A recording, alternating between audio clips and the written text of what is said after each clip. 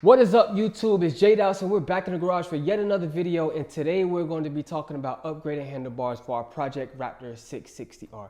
Now in the garage today we have two different candidates for our handlebar upgrade, and the first is our Protaper SE and the next is going to be our renthal fatbar. Now I've been looking forward to upgrading these handlebars for quite some time, and I'm not sure if you guys are just as excited as I am, but I'm ready to get to work. So without any further ado, let's get into it.